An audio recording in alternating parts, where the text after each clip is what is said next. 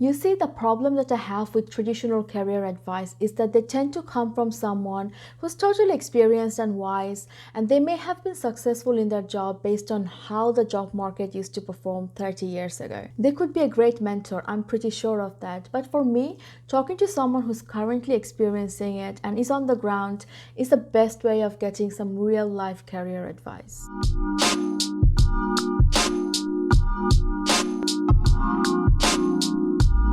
Hi guys, for those of you who are new to my channel, my name is Sujuti and I work as an investment strategist with one of the FTSE 100 asset management company here in London. So with me, when I graduated, I did not know what I wanted to do with my economics degree, and I did not really have any mentor.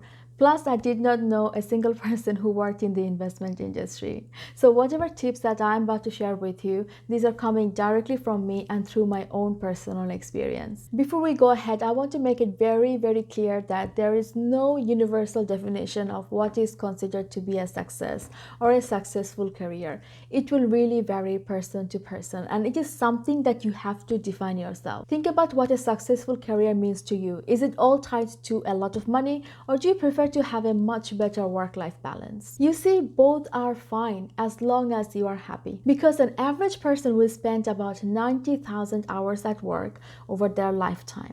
This is a lot of time to be doing something that you don't really enjoy. I just want you to keep this in mind as I share my 5 tips with you. Number 1, put your hands up to work or lead on strategic projects outside of your BAU or business as usual tasks. This does not mean destroy your work-life balance or try to bite off more than you can chew. Just try to take some smart decisions on these things. Usually some of these big strategic projects that comes your way, they tend to have these following 4 characteristics. 1, it will be a priority. So the management takes a key interest in this project. Number 2, they will tend to be time bound. So they need to be delivered under a certain timeline, or they will be finished by a certain date. So you can foresee how long you will have to spend on this project. And number 3, they will add some extra work pressure. So whoever is seeing to do this task and this project, they will definitely be more visible. And finally, they generally tend to provide you with something new to learn or improve on your skills, and that's definitely the most important point for me. To give you some example, there's been a couple of these exciting projects that have come my way. In 2016, right before the EU referendum, I have proactively gone ahead, did some research and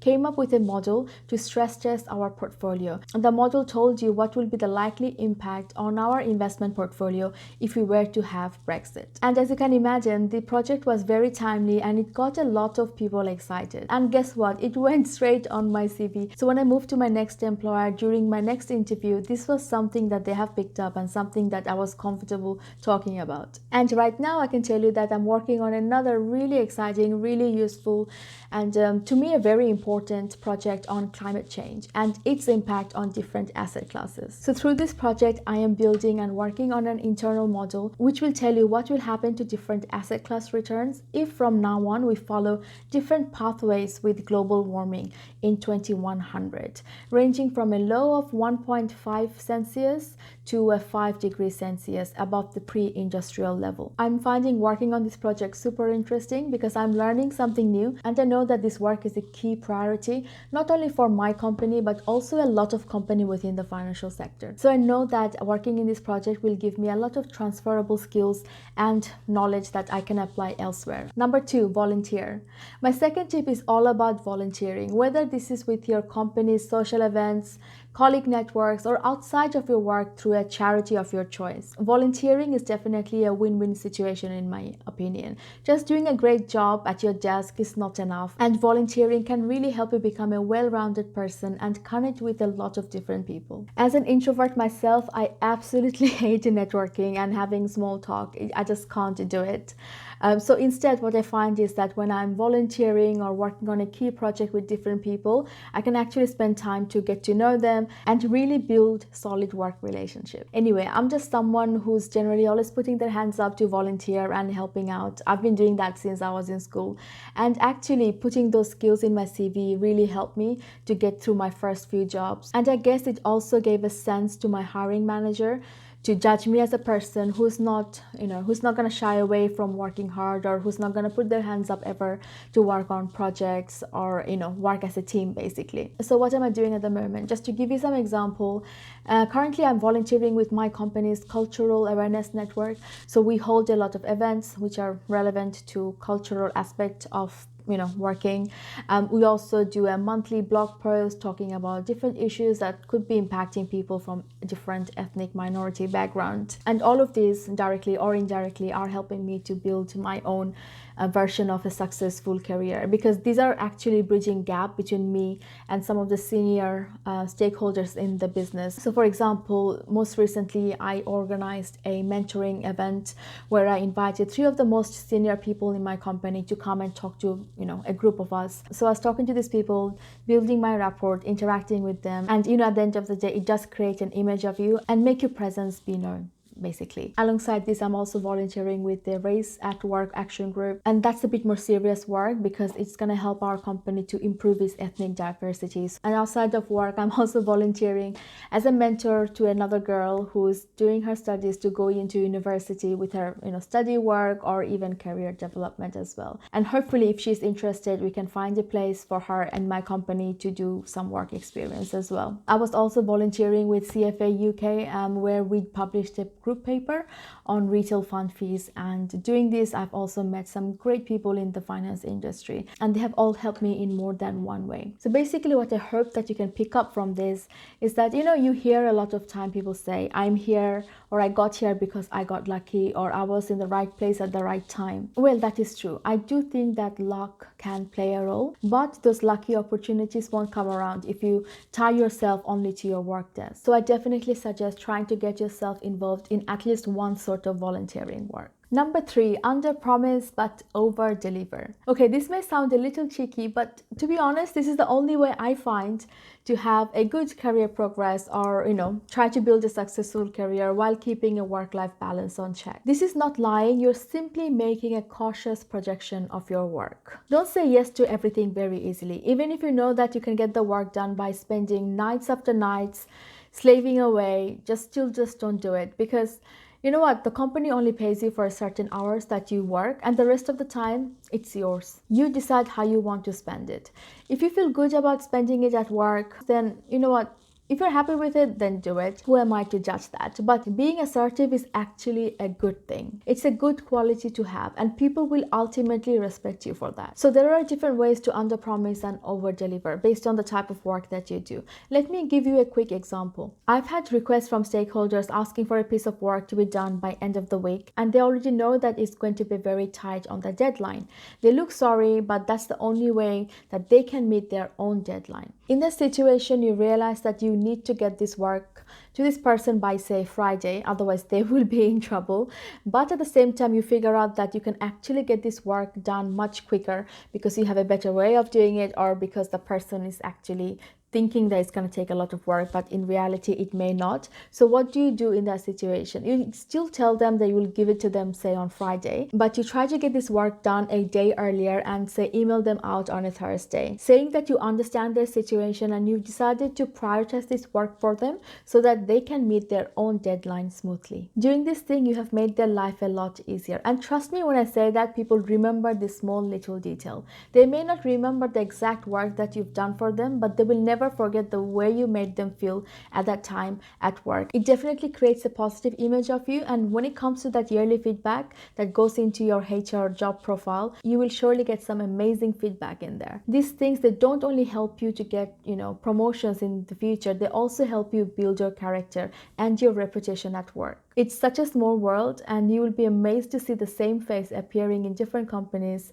over the years. Number 4, feedback. Always ask for them. Don't just wait until end of the year to ask for the mandatory feedback. Ask for feedback from your colleagues, your key stakeholders, and other people that you work with. This is absolutely gold, because asking for feedback from your colleagues shows your humility and that you are not really competing with them. Feedbacks will always give you great insight on yourself, so you know exactly where to improve, because after all, we are not at all perfect. Asking for feedback from your key stakeholder means you are being flexible in the type of work that you are doing for them. It could be that they would really find it helpful if you worked on project X rather than project Y. And so when that annual review comes through, there will be no surprises from your end. And you can emphasize to your manager how actively you've asked for feedback and use them to prioritize your work. It puts you in a much better place to get those high ratings and really progress your career. And if you want, you can take those feedback one step forward and ask one of your stakeholders to become your mentor. Having the right mentor is really powerful, but the only problem is it's really hard to get the right one. When it comes to looking for the right mentor, you do have to make sure that your chemistry matches,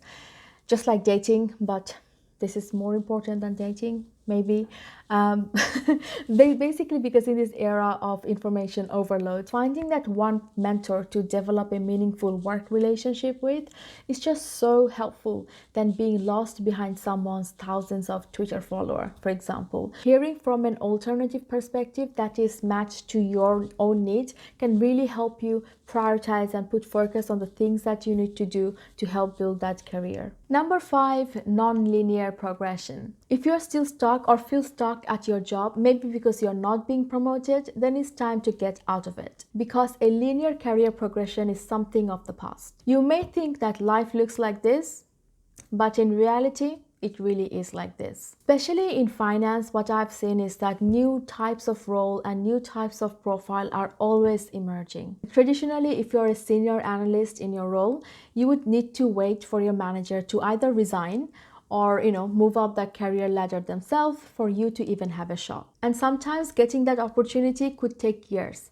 or even never, if you have a boss who is too comfortable in their role and they just don't want to move on. Another problem that I find with traditional career path is that you become too stuck in your bubble. There is less opportunity for you to learn about different roles and how the whole organization actually works. I find that your overall learning becomes super limited if you stay within the same role, hoping for a linear career progression. So here's 3 reasons why I think you can opt for a non-linear career path. Number 1, you're no longer growing in your role. So a senior title would mean more work of the same type. So you basically just get a little bit of extra pay of doing the same job but faster. If that's what you want to do, again, I'm not judging, that's absolutely fine as long as you're happy. But for me and those who want to maybe have a bit more of a exciting career journey, then that puts the pressure on your self-development. Are you really going to develop yourself if you do the same job day in, day out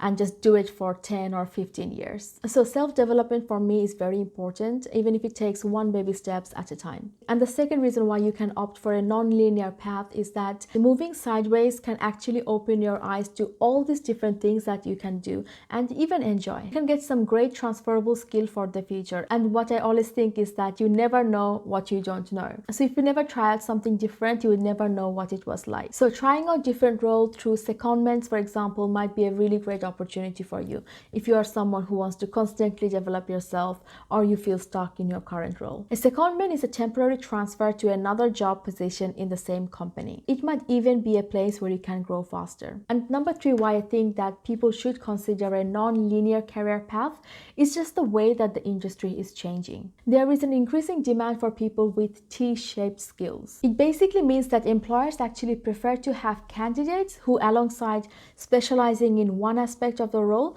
also hold good knowledge across different types of discipline. Employing someone with T-shaped skills basically means this person can add value or put their hands up to work on different projects as and when they are needed. And the only way for you to develop these skills, in my opinion, is to venture out. And unlike before, companies won't hold this against you. And if you are someone who feels stuck at the moment in your job, then use this to your advantage.